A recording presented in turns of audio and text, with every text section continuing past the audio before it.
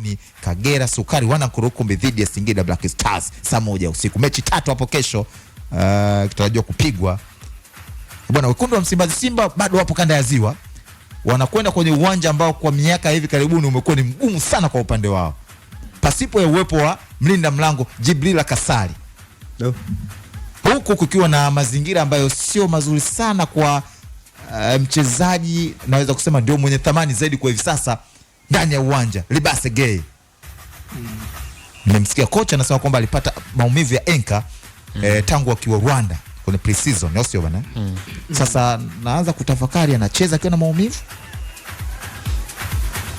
Simba haina kikosi kipana kwamba wangemwacha apone haraka pate matibabu sahihi ili akirejea. Sasa kuna nyakati unajua unaweza kumchezesha mchezaji akiwa na maumivu alafu mnasema bwana tuendelee tu nyie mpate matokeo. Riski yake unajua? Riski inakuwa kubwa. Riski inakuwa ni kubwa, lakini ukiangalia wamesajili vizuri. Yes. Kinachoendelea kwa hivi sasa ni pressure tu ya nje ya uwanja. Na tuzungumze katika namna bora kwa sababu ndio kazi yetu. Yes. Pressure nje ya uwanja kwa mwalimu yote yule anaweza, kwa mwalimu mzoefu akachukua tu ni sehemu ya mashabiki kuonesha upendo kwa timu yao. Lakini bado akabakia kwa sababu anakuwa na mpango wa msimu ambao wameugawa katika phase mbalimbali. Kwamba labda mabadiliko ambayo unaweza ukayaona kwa mechi ya kwanza dhidi ya Kagera ni kwamba anaanza Dumbia, lakini the rest ilikuwa ni kikosi almost kile.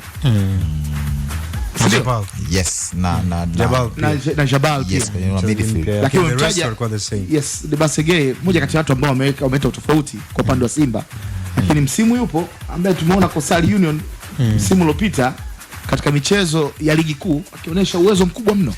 Na hata Eli Mpanzu anaweza kuoperate kwenye eneo la pembeni. Leto Eli Mpanzu bado na options Morris Abraham, Nio Maema amejaa. Nadhani kocha asiriski. Sasa inategemea, of course hiyo inategemea ripoti ya daktari. Na mchezaji unajisikiaje na nini kwamba kama anaweza kacheza ama la, lakini tunaangalia machaguo options anazo, kwa sababu options zinaweza kufanya tactically ukabadilika kimbinu ama approach yako ikawa ile zaidi, majukumu yakabadilika ya mchezaji ama wachezaji ambao unaenda kuwatumia.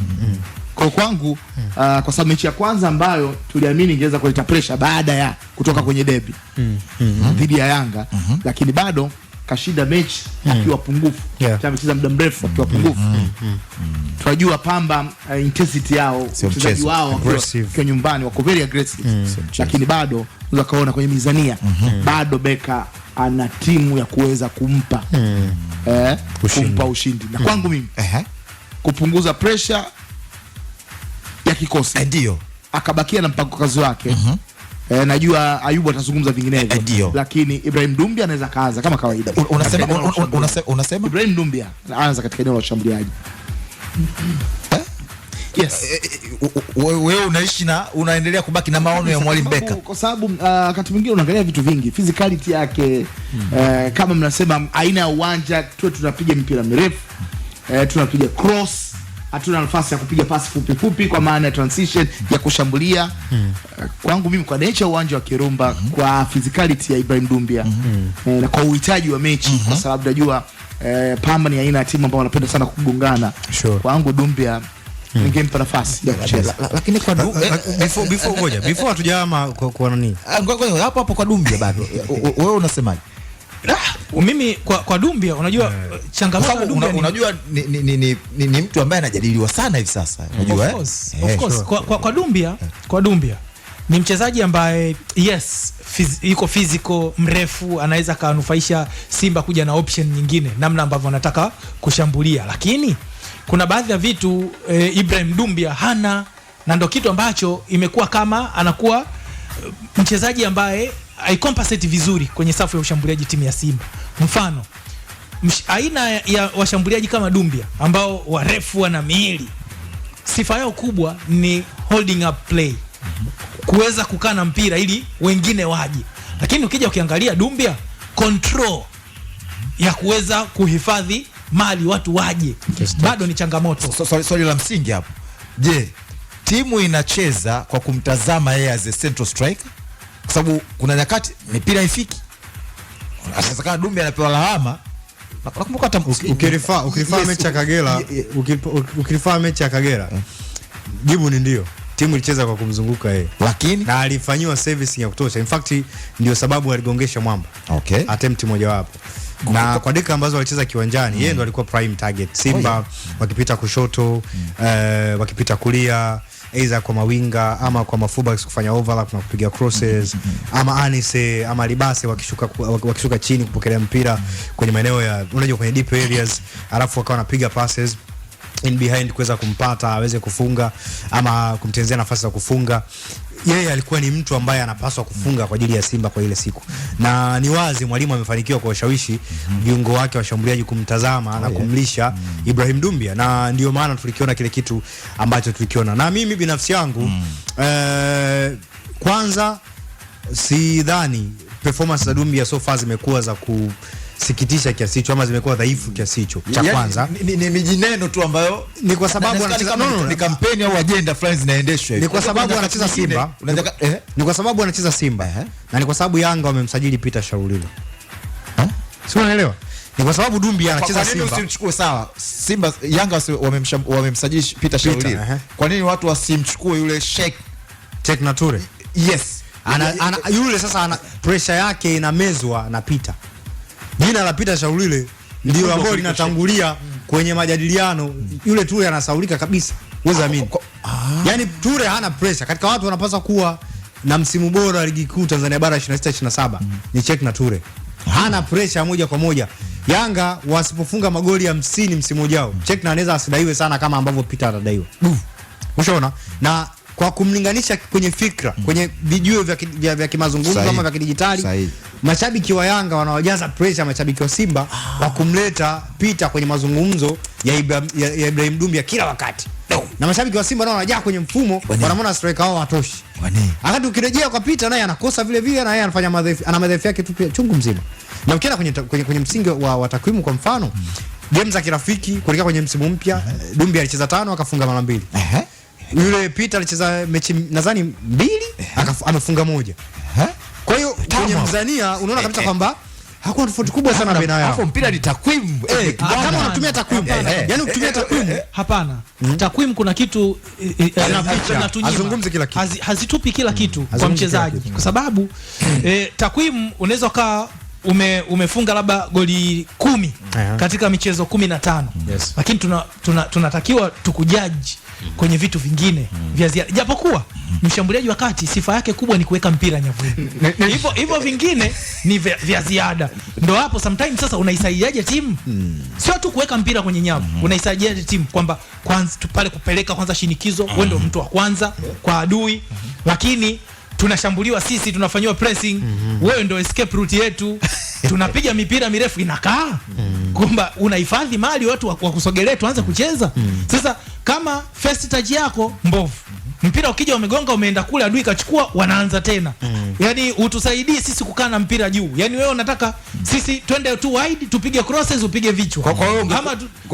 Kama ni kumshauri beka, yani kwa mtazamo wako, Dumbia astahili kuanza kikosi cha kocha Simba. Of course. Na hiyo kama ataendelea kumwanzisha inaweza ikamjenga ama ikambomoa. Kumbomoa kivipi?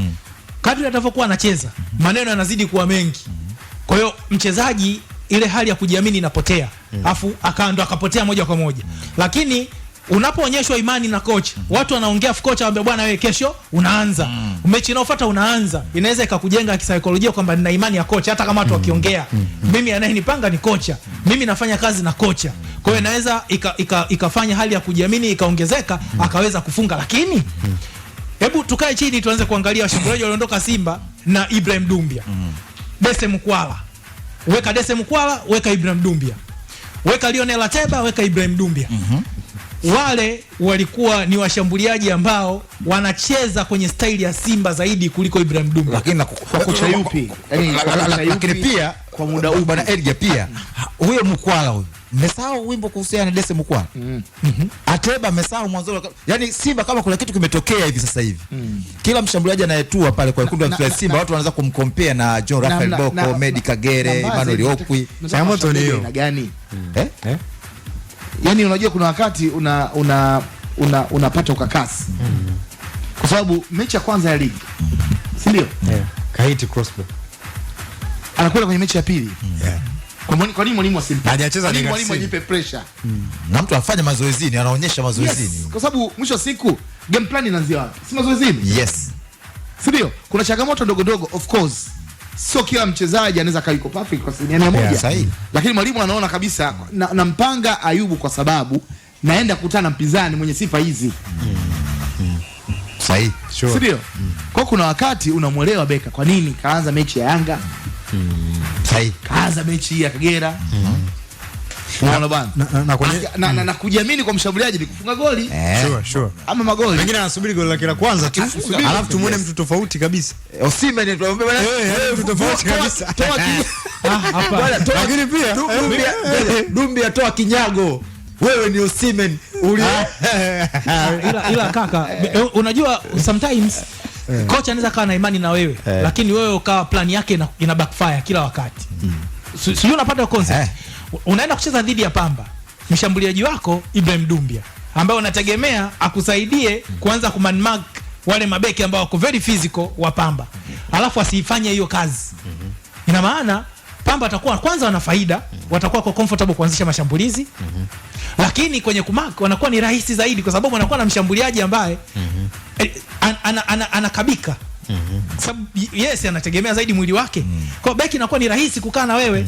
Tofauti ukiwa na mobile striker ambaye ana run kwenye channels. Ile mabeki wao hawapendi sana kukabiliana na mshambuliaji ambaye muda wote anakimbia.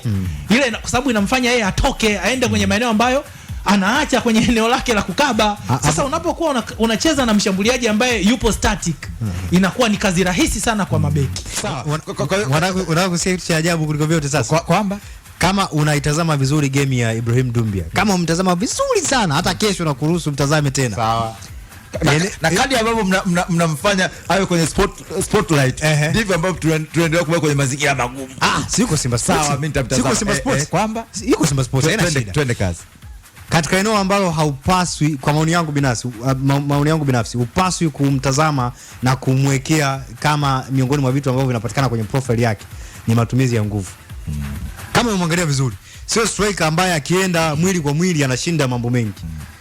Umbile kubwa analo, lakini anakuwa dominated sana kwenye physical, kwenye duels, iwe aerial ama chini. Ubora wake upo kwenye movement, namna ambavyo anazuia kwenye channels, namna ambavyo anakimbia kuweza kupokea mipira whether in behind ama kwenye pockets ama positioning yake kwenye box la mwisho. Kwa hiyo Simba Sports wako na striker wa kuweza kufunga mabao mengi kwenye hayo mazingira kuliko hata kwenye eneo la physicality ambalo watu wengi wakitazama umbile lake wanamtazamia. So yeah, by the way nadhani mimi binafsi yangu striker nambari 1 wa Simba Sports ndio wa kuanza kikosi cha kwanza ataendelea kuwa Eli Mpanzu. Tena ataendelea kuwa Eli bwana. Hoja mbona kwa sasa mbona Ndumila kuwili, sio Ndumila kuwili, ila kwa sasa kilichopo ni kwamba we have to remember Eli amechelewa kuja pre-season. Eli alilazimika kupass kwenye ile issue ya Ebola. Kwa mwisho wa siku hayuko fit. Bado hajacheza kwa dakika za kutosha kwa fit. Ambaye ana dakika za kucheza na yuko fit kwenye kosi ya Simba kwa washambuliaji ni Dumbia. Mgunda ndo amekuja majuzi. Selemani aliondoka usiku wa manane. Sawa? Kwa hiyo kocha hakuwa na option ya ziada ya 9 zaidi ya Dumbia. Sasa kama mpira ni takwimu, kifuatia takwimu za Ismail Mgunda. Mechi 19 bao mawili. Mbona unanongwa na homeboy? Mimi sijasema chochote. Kama mpira ni takwimu, kama striker mechi 17 bao 2. Sasa Simba wana sehemu nyingi za kupata magoli, sio lazima striker afunge. Sawa basi. Ndugu yangu Mgunda ananikumbusha tulikuwa tunakipiga Black Viba Morogoro hiyo. Yeye anacheza juu, niko nyuma yake. Huyo Ismail Mgunda alikuwa anaweka sio mchezo. Maana huyo alikuwa anaweka sio mchezo. Suma yule kwa anapiga hapa na Mbagala. Bwana